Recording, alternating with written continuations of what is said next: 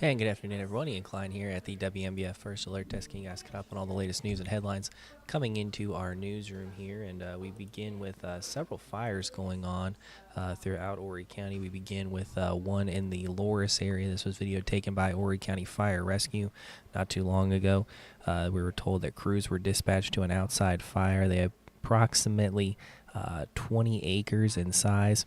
This is near Lyndhurst Road and Highway 746 in Loris. Crews are working to fully contain the fire. No structures are currently threatened. Loris Fire Department, Tabor City Fire Department, and the South Carolina Forestry Commission are assisting people in the area. You may have seen some smoke in this area, and you may for an extended period of time. So right now it does not seem like any structures are at risk, but we are working to get the very latest. If you are, again, in that area, kind of near the state line, you may see some smoke in the area. We'll keep you guys posted on that as well. And we are also getting an update regarding a fire in the Conway area, and this is near Dirty Branch Road and Blaine Lane in Conway. Again, this came in around 12:30 this afternoon. This one is about 3 acres in size. The incident's still ongoing. Crews are working to contain that fire and are protecting nearby structures. Our Julia Richardson checking in on this one.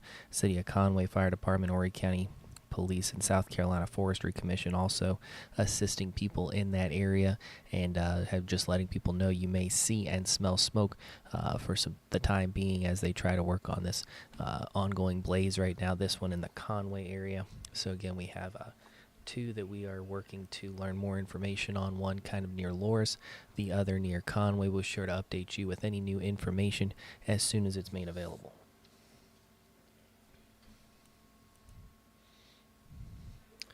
Well, for the first time in more than 6 years, overdose deaths in the Grand Strand are trending downwards.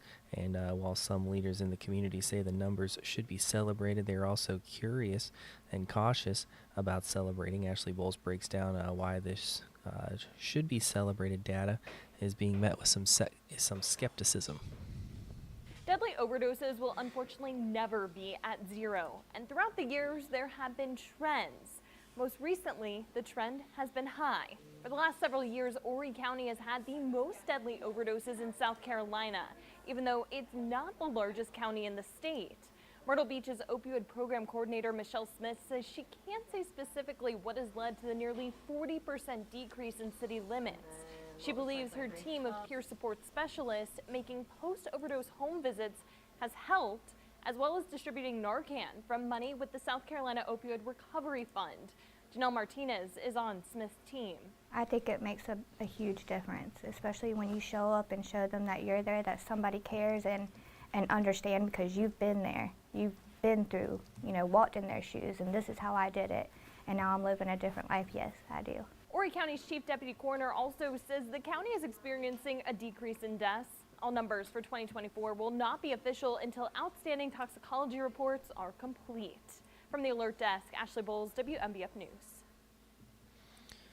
And for more on that story, you can head on over to WMBFnews.com. Again, if you guys are just joining us, we are getting us caught up on all the latest news and headlines. We are getting some new information regarding the incident. This was over at Carolina Forest High School on Tuesday. A police report is giving us more details on the hoax that led to a hold on Tuesday. We're told that dispatchers contacted police at Carolina Forest High School after 9:30, telling officers a caller came in claiming that they had a gun and wanted to, quote, end it all. Went on to say that he was tired of getting bullied and was going to take everyone out. Eventually, Horry County Police determined that the hoax was completely fake after their investigation. Carolina Forest High School was once again placed on a hold this morning after receiving another hoax threat. In total, the school has received 3 hoax threat calls in just the past 2 weeks.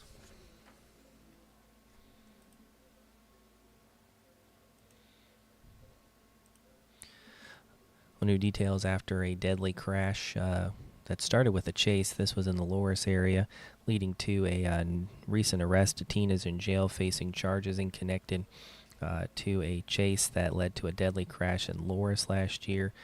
South Carolina Highway Patrol, they have officially arrested Christopher Crosby, 17 years old, charging him with reckless homicide and failure to stop for blue lights. Troopers say that Martin McFeely, of Loris died at the scene. This was on September 23rd, 2024, on Daisy Road near Tansby Road.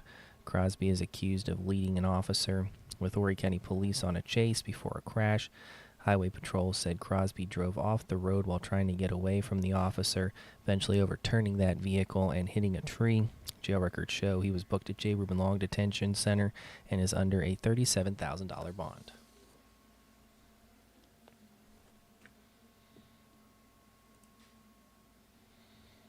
Well, if you guys live near the Carolina Forest area, kind of across from the Tanger outlets, you may have noticed that the BJ's Wholesale, they are pretty much completing up their construction. We just got an update today that they will be opening that store on Friday. They said they are bringing what they consider unbeatable value, saving up to 25% off grocery store prices and everyday family goods and needs, and hoping to help the people of Myrtle Beach. The club said that the new store will bring around 150 jobs and is partnering with the local charities like the Low Country Food Bank, donating produce, meat, dairy products, and more every week.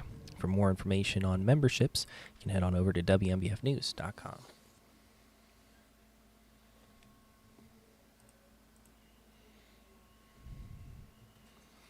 Well, a new project could be bringing folks here in the Grand Strand some better emergency assistance as well as transportation services.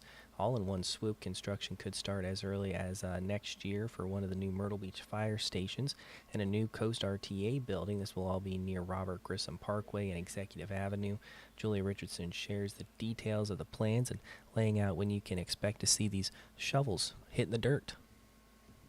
It just helps us get around a little bit easier. That's the benefit Myrtle Beach Fire sees in the project, which would eventually replace the agency's current Station 1, allowing for more space, more equipment, and a more convenient place to respond to your emergencies. Again, just kind of helping us grow and putting us in maybe a little better location to get out to our area better, off of Mr. Joe White and Robert Grissom, to get to those areas that we tend to run calls more to.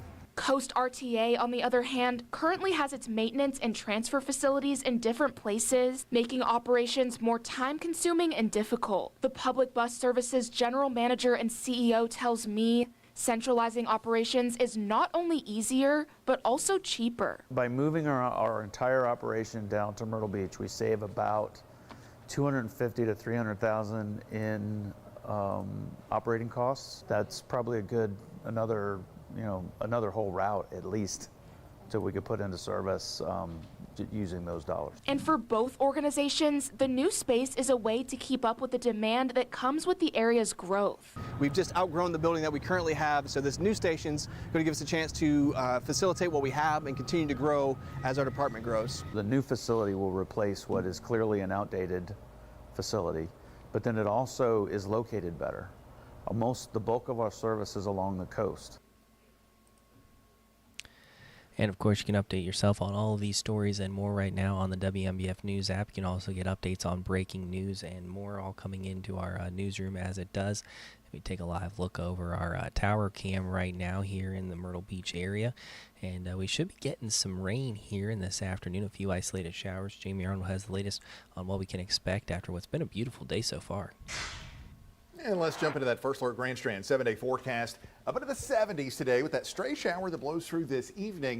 It cools us down into the low 60s Friday, and then there's that kind of up and down sort of a weekend. 70 Saturday, 50s heading into Sunday. Could even have a little bit of frost Sunday night into Monday morning.